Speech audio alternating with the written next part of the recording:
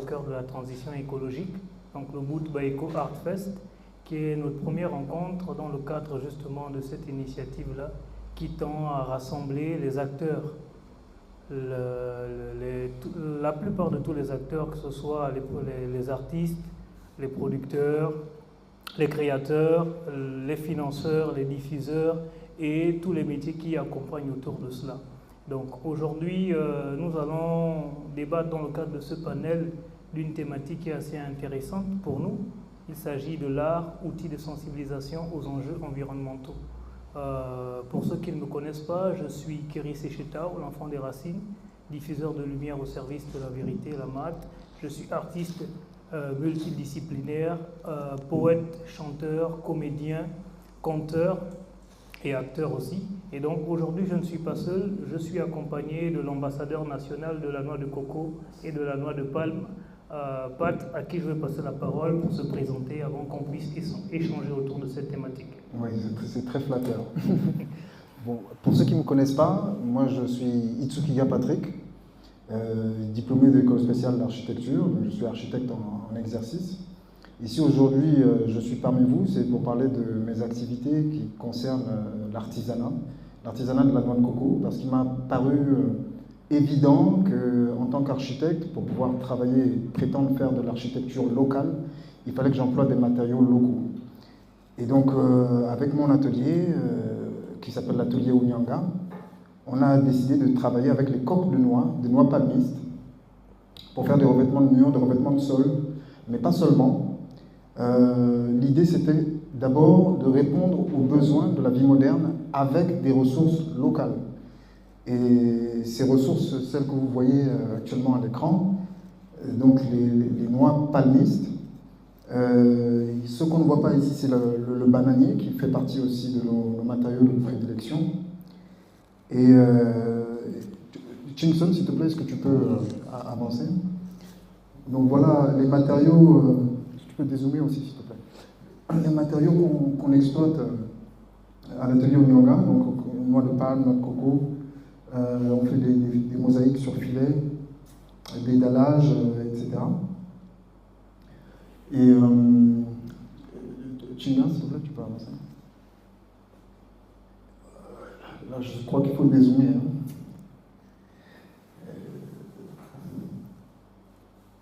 Et donc, l'idée, c'est tout simplement de montrer qu'on est capable de répondre aux besoins de la vie moderne avec des matériaux locaux qui sont sélectionnés sur le tas, parce que on a beaucoup de matériaux au Gabon, mais quand on se donne la contrainte de travailler qu'avec des matériaux palmistes, ça réduit, en fait, comme dans un entonnoir, un mouchoir de poche, ça réduit, comment je peux dire, la capacité ou même pas la capacité, ça réduit la pollution, ça réduit l'usage d'autres matériaux comme le bois, comme les matériaux précieux qu'on utilise actuellement, parce que les coques de noix sont des produits dérivés du bois. On retrouve dans les coques de noix aussi bien la lignine qu'on trouve dans le bois, et le carbone, et donc ça en fait des matériaux qui sont extrêmement solides et qu'on peut mettre en œuvre dans le bâtiment. Et donc, au-delà du bâtiment, on a aussi décidé... Alors, Pat, oui. C'est intéressant ce que tu évoques par rapport justement à la qualité des matériaux, à leur spécificité, mais aussi aux contraintes qu'elles imposent par rapport à leur utilisation. Là, aujourd'hui, on parle de sensibilisation, utiliser l'art pour sensibiliser face aux enjeux environnementaux. Tu en évoques déjà certains. Ça veut dire qu'il y a une urgence à l'heure actuelle. Avant de pouvoir aborder cette urgence, moi je me pose la question. Tu as dit que tu as une formation d'architecte, Oui. de l'architecture à l'art et aux matériaux locaux que tu utilises actuellement. Est-ce que dans l'environnement, ce que tu fais est perceptible? Est-ce que c'est compris? Parce que s'il faut parler de sensibilisation, on s'adresse à un public. Est-ce que ce public à qui on offre ce service, cette alternative-là, ce public-là, il comprend, il entend, il est réceptif? Je pense que la raison de notre présence aujourd'hui, c'est avant tout parce qu'il n'y a justement pas de réel écho du travail qu'on fait, aussi bien toi que moi que les autres intervenants qui vont arriver tout à l'heure. Je pense que, excusez-moi l'expression, je pense qu'on est un petit peu largué au Gabon. On a de gros problèmes de fond concernant l'authenticité de notre patrimoine. C'est-à-dire, quand on parle d'artisanat, d'art au Gabon, c'est la pierre de l'égout, c'est le bois, etc. Mais il faut rappeler que nos ancêtres utilisaient les palmiers c'était les matériaux industriels. Hein, on produisait de l'huile, on produisait des vêtements. En raffia, Draponda Walker a témoigné de ça. Il disait que la plupart des ethnies au Gabon, quand il arrivait, portaient le raffia des pieds à la tête. Il y a de nombreuses fibres aussi dans ces palmiers-là qui sont très utiles parce que les fibres palmiers font partie des fibres les plus solides du règne végétal. Donc j'entends par là la fibre de cocotier, la fibre de bananier. Les gens connaissent peu ces choses-là ici. Il y a même ça c'est une petite anecdote, mais il y a des Chinois qui viennent ici pour collecter les troncs de bananier et les faire parvenir en Chine pour fabriquer des vêtements, des chaussures, etc. Donc nous, on a une vraie méconnaissance d'abord de ces matériaux-là ici. Et donc c'est un petit peu laborieux de les présenter. Il faut vraiment qu'il y ait un battage médiatique sérieux, et puis même au niveau de l'éducation. Alors, c'est vrai que c'est le travail qu'on fait, je pense, nous tous, autant qu'on sommes ici depuis quelques années, c'est d'essayer de mettre ça au premier plan et de montrer qu'il y a des choses qui méritent d'être révélées. Moi, j'aimerais, pour le coup, redéfinir un petit peu ce que c'est que l'écologie, ce que c'est que la culture, ce que c'est que la place de l'artisanat dans la culture. J'aimerais préciser que lorsque on prend la culture, qu'on prélève le folklore, les traditions, etc., ce qui reste en fait, c'est l'écologie. C'est le rapport de l'homme avec la nature. C'est pour ça qu'il y a autant de cultures que d'écosystèmes. C'est parce qu'à chaque écosystème donné, on a une culture qui lui est propre. Et donc, normalement, l'évolution qu'on a eue depuis l'époque coloniale a créé un vide, hein, qui fait qu'aujourd'hui on est complètement paumé et qu'on ne sait plus comment représenter de manière authentique notre patrimoine, que ce soit dans l'architecture ou que ce soit dans d'autres choses. On est vraiment dans des choses anecdotiques. D'accord ? Voilà. Je suis assez intéressé, il y a un mot que je retiens, tu parles d'authenticité, parce que moi, en tant que maître de l'oralité, en tant que manieur de mots, appelé à toujours porter la parole et à représenter le paradigme à travers justement des expressions de chez nous sur la scène, ce concept d'authenticité est important. Et après, on a le paradigme actuel qui règne, c'est-à-dire qu'on est déconnecté de notre patrimoine culturel et donc de ce paradigme-là qui permet d'apprécier les essences qui font partie de notre environnement. Alors que c'est cet environnement-là qui définit, c'est la nature de notre environnement qui définit la qualité de notre culture. Et donc, comment faire pour pouvoir susciter un intérêt vis-à-vis de cette authenticité-là qui est nôtre? Par exemple, moi, je suis artiste, je fais de la musique. Un musicien avec qui je vais travailler va plus avoir un entrain à utiliser un piano, qui était un instrument moderne avec beaucoup d'outils intéressants, beaucoup de sonorités intéressantes, plutôt qu'un balafon qui est l'ancêtre du piano, et qui, les deux instruments, en fait, représentent la même chose ou les mêmes sonorités, mais par rapport peut-être à la qualité du design, à la pratique de l'utilisation de l'instrument, et à l'image aussi que l'instrument a dans notre environnement moderne, il est plus appelé à utiliser ça, alors que le balafon est un instrument multimillénaire qui a une pratique de plus de 6000 ans, dont la richesse est inestimable. Et donc, là, à l'heure actuelle, s'il fallait s'interroger, quels peuvent être les mécanismes que nous, acteurs transition peut mettre en place pour justement susciter un intérêt vis-à-vis de cette authenticité-là? Bon, tu peux bien préciser de parler du balafon. Je pense que lorsque on ouvre un piano, en fait, c'est une question de culture générale, mais quand vous ouvrez un piano, à l'intérieur, vous avez un balafon. Marteau, qui le bâton qu'on utilise pour faire sonner les touches. Et en fait, comme tu le dis si bien, c'est l'ancêtre du piano. Bon, maintenant, question de culture.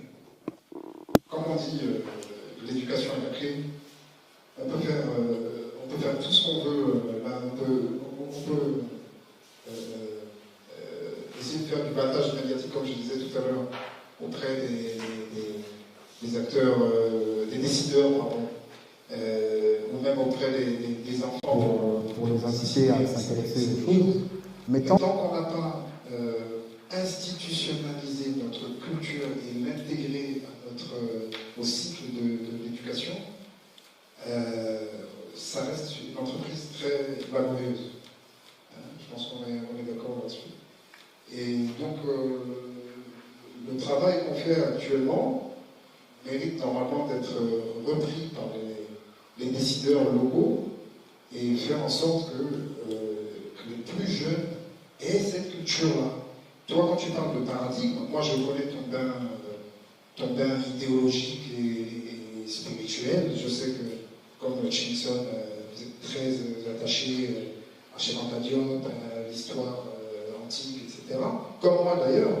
Mais c'est vrai qu'il y a certaines idéologies qui méritent d'abord d'être comprises par le commun des mortels. Parce que quand on parle de Rastafari et de Kemet, bon, Kemet c'est beaucoup présent dans les milieux universitaires, mais Rastafari a longtemps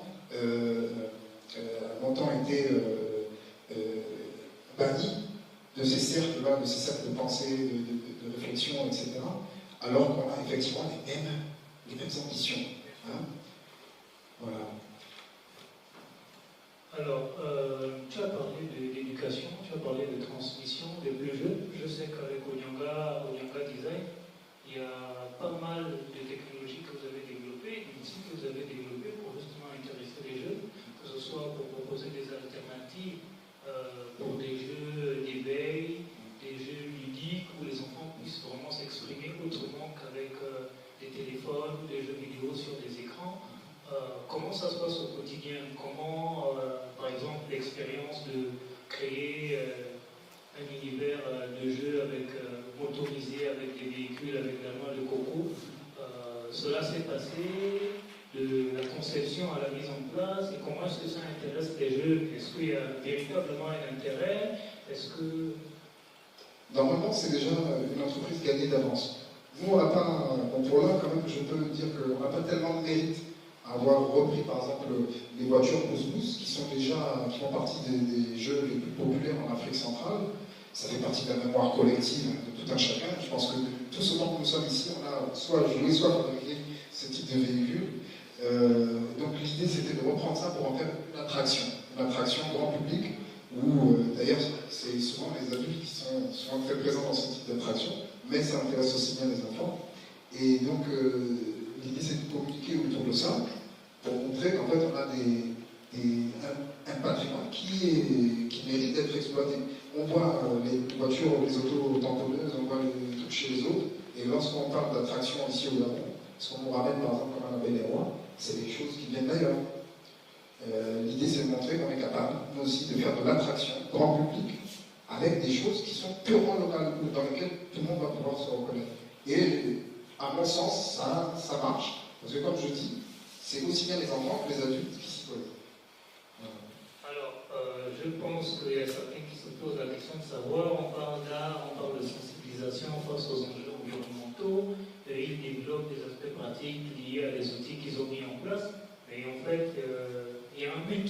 Le but, c'est qu'à l'heure actuelle, nous vivons une crise écologique, une crise identitaire mondiale, et on a les objectifs du développement durable, les 17 ODD qui sont fixés, et quand on regarde un peu les grands rendez-vous internationaux avec les grands décideurs à travers le monde, la problématique de comment est-ce qu'on préserve l'environnement et on la transmet aux générations futures avec des écosystèmes encore viables, a un enjeu capital, parce que là tu parles par exemple d'un espace où les enfants vont jouer avec des autos dont la fabrication a un impact négatif sur l'environnement, alors qu'il peut y avoir des alternatives comme celle que vous êtes en train de mettre en place pour pouvoir justement montrer le fait qu'on peut utiliser les matériaux autrement et atteindre le but de pouvoir divertir, de pouvoir passer un moment agréable en utilisant des matériaux qui sont sains, qui sont écologiques et qui ont un intérêt. Et donc, moi, ça m'emmène justement à cette conclusion que comment est-ce qu'aujourd'hui, dans un environnement difficile, où les pouvoirs publics ne s'approprient pas le travail des terrains qui est fait par les acteurs sur le terrain pour pouvoir montrer des alternatives créatrices de richesses pertinentes, comment est-ce que nous, on fait pour convaincre d'une part ces décideurs-là, d'autre part les partenaires sociaux et même les autres fins d'armes, les autres acteurs qui font aussi dans la création, pour qu'ensemble on puisse mettre une coalition qui va montrer l'intérêt de la pratique de l'art que nous faisons actuellement pour répondre à cette problématique moderne liée à l'écologie. Bon, la question est kilométrique. Je vais essayer de répondre succinctement. Je reviens sur l'éducation, parce que ça reste le secteur clé pour pouvoir intégrer justement toutes ces problématiques-là et faire en sorte qu'elles soient comprises par le commun des mortels. Bon, je vais reparler un petit peu des activités de l'atelier. Il y a quelque chose d'un petit peu particulier qu'on a fait, c'est qu'on a décidé de travailler dans tous les secteurs clés, tous les secteurs qui étaient primordiaux pour quasiment civilisationnels même. Comme je le disais, l'architecture, l'alimentation, la restauration, le cosmétique, le divertissement, etc. Il fallait montrer d'abord qu'on n'est pas sur des choses qui sont anecdotiques. On est sur des... Pour ceux qui connaissent le film Black Panther, je pense que personne ne l'ignore, il y a cette inspiration-là qui nous a... Disons que c'est principalement ce qui nous a inspiré, c'est de dire que dans les coques de loi, on est capable de répondre à l'ensemble de nos besoins. Je ne sais pas si tu peux avancer pour passer aux prochaines images. Non, tu descends. Encore. Voilà. Alors là, malheureusement, on ne voit pas le flou des zoomer. Voilà. Comme vous voyez là, on est intervenu dans tous ces secteurs clés-là pour montrer qu'on n'est pas dans l'anecdote. Hein, on est capable de répondre à tous ces besoins-là aujourd'hui. Les coques, comme vous le voyez, la plupart des objets technologiques fonctionnent avec des coques. Pourquoi? Parce que structurellement, les coques sont structurellement solides. La double courbure, ce qu'on voit sur le téléphone, ce qu'on voit sur même les micros qu'on utilise là, les voitures, etc. Il y a toujours des coques, parce que les coques sont plus solides, tout simplement. Hein, comme la coque d'un œuf, vous voyez qu'il est très fine, mais qui est difficile à écraser. Et donc, c'était important de montrer ce caractère-là. Alors, par exemple, là, vous voyez dans la restauration, imaginez un petit peu qu'à Libreville, comme on a procédé, par exemple, pour les sacs plastiques, et bien, on interdisait les verres en verre. Et bien, on serait bien obligé d'utiliser d'autres matériaux, pour d'autres contenants, pour pouvoir se restaurer. Et l'avantage, c'est du point de vue du tourisme, c'est du point de vue je veux dire, les gens qui voyagent la plupart du temps, les gens qui arrivent au Gabon, les touristes, et ils ne passent pas beaucoup de temps à Libreville parce qu'il n'y a rien à voir. D'accord? Et quand bien même vous asseyez dans un restaurant, c'est de la porcelaine avec des verres designés qui viennent d'ailleurs, etc. C'est important de montrer qu'on est capable de restaurer cette authenticité-là dans tous les secteurs clés. Donc c'est le but de notre travail.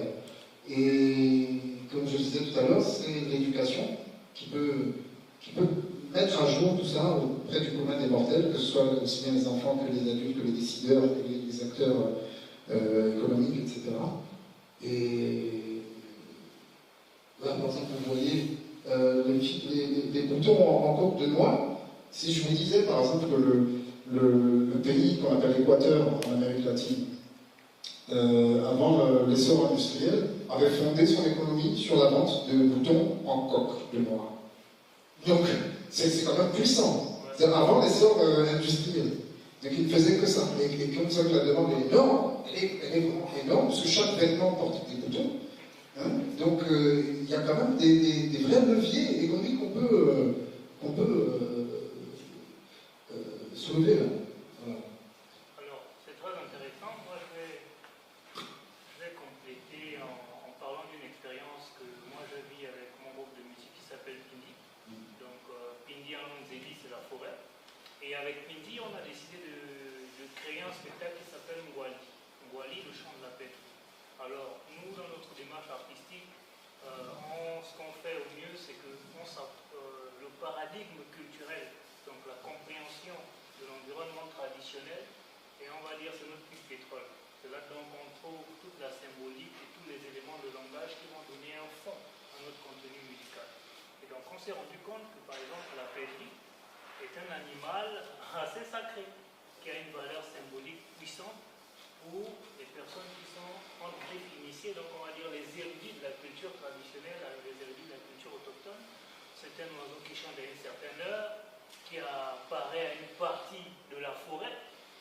Et donc, on s'est dit, on va utiliser cet univers de sens-là pour créer un spectacle qui va en même temps être un spectacle qui est un appel au réveil, un appel au retour aux sources, puisque la pêcherie chante lorsque les premiers rayons du soleil ne sont pas encore visibles à l'œil nu. C'est-à-dire qu'il y aura le changement, le jour est déjà annoncé pour apparaître, mais on ne le voit pas. Seuls les initiés, ceux qui savent voir dans l'invisible, qui ont la vision, qui ont la compréhension, arrivent à comprendre. Et donc on a mis en place ce spectacle-là, une dizaine de chansons, et on a montré le fait que on a essayé de répondre à plusieurs problématiques à l'intérieur de ce spectacle-là. La problématique liée à la langue. Lorsqu'on parle au Gabon d'une langue nationale, les uns et les autres fustigent parce qu'ils voudraient que ce soit la langue de leur ethnie qui soit décidée. Alors moi, je suis Vungu et Teke, mais je chante en Fan, je chante en Zébi, je chante en Sora, pour montrer qu'en fait, tout Gabonais pourrait parler toutes ces langues-là et sans avoir un complexe à se dire que ce n'est pas la langue de mon berceau natal ou de mon clan, mais ça renvoie au même univers de sens que lorsque je parle de Pindi, ou Pindi en Guissi, c'est un point dans la forêt où on se retrouve lorsqu'on part faire les champs et autres. Pindi en Zélis, la forêt, on est toujours proche du même univers de sens. Donc la barrière de la langue, là, on a voulu montrer à travers ce spectacle qu'il y a une proximité. Nos langues, en fait, sont communes, elles ont un univers de sens commun. Donc on a répondu à cette problématique-là.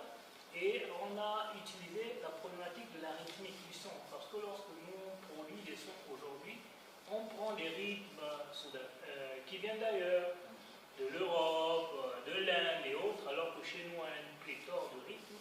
Dans le rythme witty, dans nos rythmes traditionnels, il y a plusieurs rythmes. Et donc on essaie d'utiliser cette sensibilité musicale-là. On crée un reggae qui est basé sur une rythmique witty, Misoko ou Disumba. On va faire un blues qui est basé sur le pleur pour nous, montrer qu'en fait, notre héritage musical traditionnel ne souffre d'aucun complexe de modernité. Et que, peu importe la danse qu'on voudrait développer, sur la base de ces rythmiques-là, on peut développer, on peut danser du jazzé, on peut danser de la kizomba, on peut tout faire sur ces rythmes traditionnels. Donc on essaie de pouvoir avoir cette approche-là. Et on a aussi voulu utiliser une approche liée à, comment on appelle, le mariage, c'est-à-dire que comment utiliser des instruments, des codes des autres et les mélanger avec les nôtres. Parce qu'il y a un terme sur lequel on fait beaucoup d'amalgame, c'est la modernisation de quelque chose. Ouais, le terme tradit moderne, je te rejoins, pour moi c'est un terme que je l'aime. Dès qu'on va prendre un rythme traditionnel, on va prendre du tam-tam, ou on va prendre une harpe et on va chanter dessus, on va dire c'est du tradit moderne. Alors ça ne veut rien dire. C'est comme si notre culture n'avait pas d'aspect moderne. Voilà. Donc il y a de nombreux aspects qui sont typiquement modernes. Alors que la modernité, ce serait de prendre un musomba, qui est un instrument traditionnel, et jouer par exemple une dombolo dessus. C'est-à-dire qu'avec du musomba, je joue du dombolo, là je suis en train de moderniser l'utilisation du musomba. Et donc, cette problématique du tradit moderne là, on essaye de régler ça en montrant que, la modernité, c'est moderniser l'usage et l'utilisation de notre patrimoine et de nos outils à nous, Et le mariage, ce serait d'utiliser la modernité des autres avec notre modernité à nous. Donc c'est un peu les problématiques subtiles qui sont développées à travers un spectacle. Et c'est toujours intéressant de voir que lorsque on a dans une salle des gens qui viennent regarder, on a tout type de public, des universitaires, on a des professionnels, on a des passionnés, et on a certains qui arrivent à capter cela, cette petite subtilité. Et donc, moi, c'est l'occasion de dire que, à travers là, il y a un ensemble de messages qu'on peut vraiment diffuser à l'ensemble des composantes de la société pour montrer la pertinence de l'intérêt, soit d'une orientation politique, ou alors des opportunités économiques. Là, on a vu comment la noix de coco peut répondre à plusieurs problématiques qui sont des faits de civilisation. Comment s'habiller, comment se nourrir, comment transformer, comment récupérer les outils qui avaient un premier usage, qui a laissé des déchets, et comment ces déchets-là peuvent servir. Et donc, moi je pense que vraiment, si aujourd'hui la société s'implique sur la compréhension et la réappropriation de tous les mécanismes artistiques que notre culture comprend, on va gagner un outil important pour emmener le peuple à comprendre là où l'État ou les décideurs veulent l'emmener par rapport à l'air du temps. Ouais. Ça, je suis tout à fait d'accord avec toi. On a vu, par exemple, le président, Olivier Mena, dans sa cérémonie d'investiture, être entouré de gens qui représentent typiquement la culture locale. Il a voulu donner, je pense, au travers de cette cérémonie, un caractère purement authentique. Mais rappelez-vous qu'il était en retard. Actuellement, par exemple, dans le monde de la mode, le monde de la mode, que ce soit la mode, que ce soit l'architecture, que ce soit quel que soit le secteur, on a ce souci-là de ne pas avoir une référence patrimoniale locale. C'est-à-dire que quand on vous dit, bon, s'habiller en Gabonais, qu'est-ce que c'est? La plupart du temps, vous nous voyez là en bout. Vous voyez, bon, moi j'ai d'autres choses, mais je veux dire, c'est pas des choses qui viennent de chez nous. Et c'est pas notre patrimoine authentique. Et quand vous voyez que ces problématiques-là arrivent au plus haut niveau de l'État, c'est quand je vous ai tout à l'heure qu'on a un petit peu largué, c'est très représentatif. On a eu une cérémonie d'investiture qui a marqué le monde, je pense, parce que c'était assez insolite. Mais il y a une petite tâche que nous tous on a pu, une petite réserve, voilà. Bon, c'est le costard. Alors, qu'est-ce que Armani, qu'est-ce que Gucci vient faire là? Voilà. Alors, on a évoqué beaucoup d'aspects intéressants, et tu sais que l'on est toujours du côté de la solution. C'est vrai qu'en termes de solution, on a déjà abordé certaines pistes intéressantes, mais par rapport à notre pratique, personnellement moi, les difficultés les plus importantes qu'on retrouve sur le terrain, elles sont à deux ordres. Le premier concerne l'aspect financier. Comment mobiliser des ressources financières assez conséquentes pour pouvoir, rentrer en résidence de création, pour pouvoir produire, et ensuite pour pouvoir mettre en place une structure pour diffuser ce qui a été produit. La deuxième difficulté, c'est l'environnement structurel, au sens où, d'un point de vue législatif, il y a des choses qui manquent, d'un point de vue institutionnel, il y a des institutions qui manquent, et d'un point de vue de la consommation, il y a des réflexes qui manquent. Donc, je suis entré en résidence, j'ai créé un spectacle qui répond à une problématique qui fait corps avec les problématiques de ma société, qui peut même être un outil qui peut aider les pouvoirs publics à atteindre leurs objectifs de développement, mais c'est pas bien compris. Ils n'entendent pas comme tel. C'est pas utilisé, c'est pas consommé, et à ma modeste échelle, c'est difficile de rendre visible et viable cet outil, de sorte que pendant 10 ans, je puisse rester dans cet univers-là. Parce que effectivement, tu vas travailler avec les musiciens aussi pour créer, j'ai besoin de 5 musiciens. Ils ont des familles, ils ont des réalités. Et donc cet aspect financier, cet aspect matériel-là, se pose toujours chez moi. Donc je ne sais pas... Nous tous, on a ce problématique-là. Je pense qu'on a commencé, on a commencé il y a une dizaine d'années. Il n'y avait pas encore une petite famille. Hein, donc on pouvait se sacrifier son temps, etc. Là, aujourd'hui, il faut remplir le frigo. Et quand on n'est pas subventionné, quand on fait tout sur son propre, c'est clair que ça commence à porter ses limites. Et bon, moi, je n'ai pas particulièrement de solution là, pour dire comment est-ce qu'on pourrait financer de tels projets, etc. Mais tant que les décideurs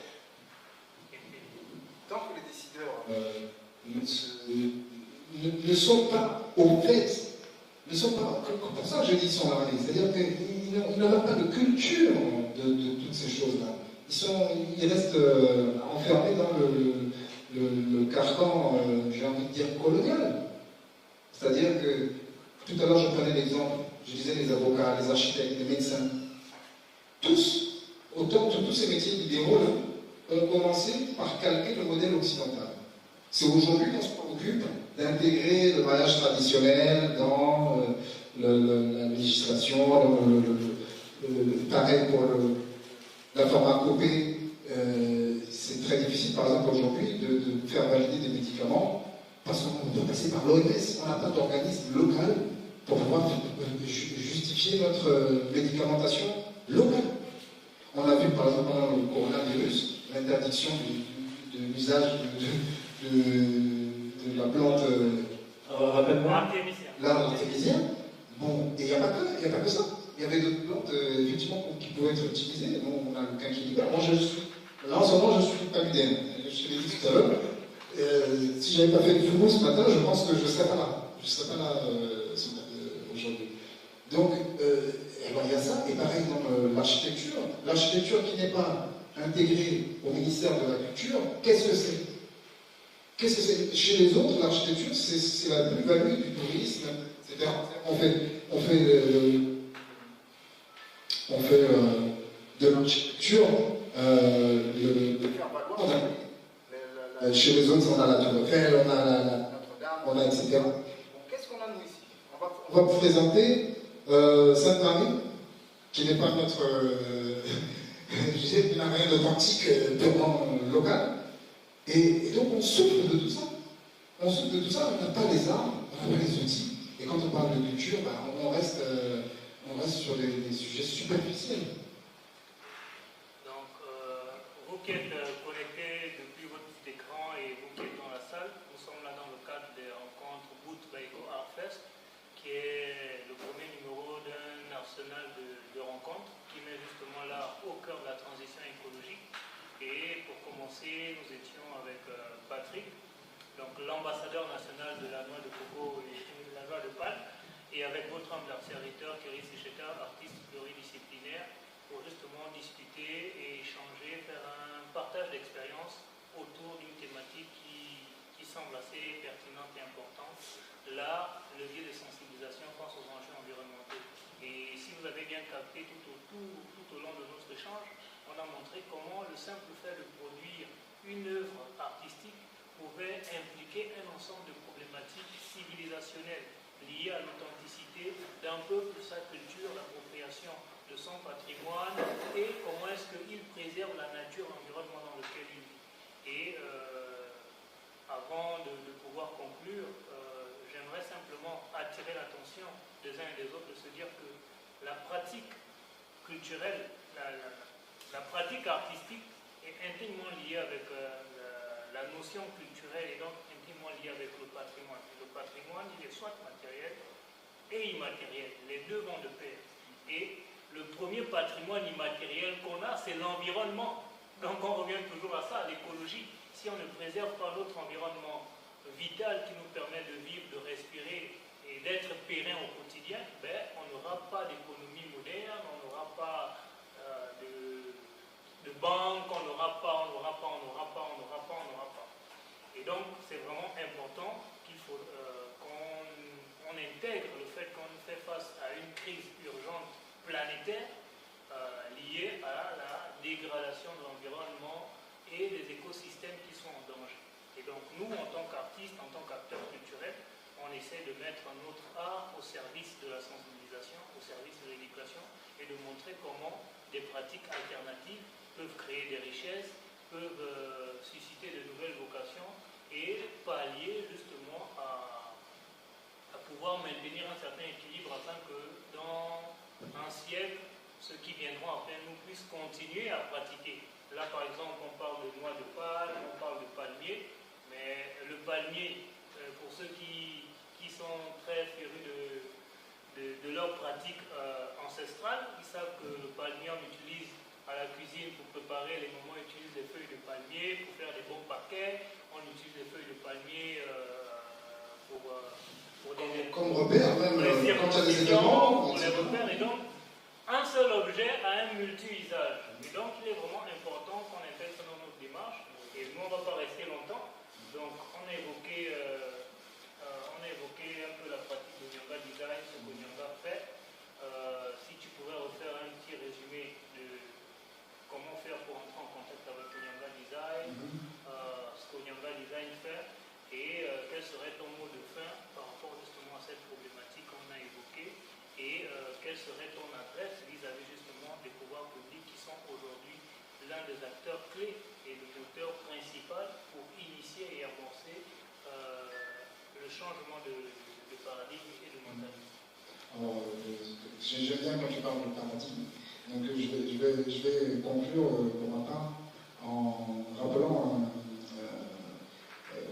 une phrase de Thomas Sankara qui disait consommons ce que nous produisons et produisons ce que nous consommons.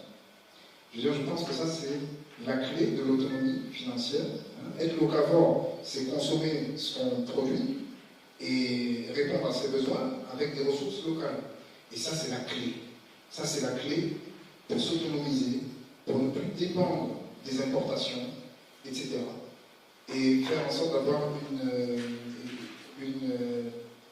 une civilisation, un peuple qui se reconnaît dans ses propres choix, pas des choix qu'on lui a imposés. D'accord ? Nous tous, autant que nous sommes, on a à un moment donné de notre vie fait le refus, manifesté un refus vis-à-vis de tout ce qui, pas forcément tout, mais du moins de ce qui venait de l'étranger et qui n'était pas en adéquation avec nos mœurs ou avec nos us et coutumes. Et donc je pense que la clé, elle est là. La clé, elle est dans le fait d'être locavore, comme je disais, comme je reprenais le mot de Thomas Sankara, consommer ce qu'on produit et produire ce qu'on consomme. Voilà. D'accord, merci. Le moment de faire la simple, c'est que les artistes sont des partenaires d'aide au développement. Et donc, que ce soit pour le privé, que ce soit pour le public, nous sommes là pour vous accompagner et on aimerait travailler de pair avec vous et on aimerait être soutenus parce que ce que nous produisons contribue justement à développer de la richesse, à développer l'économie et à travers nos simples pratiques qui peuvent paraître insignifiantes de loin, eh bien, c'est toute une société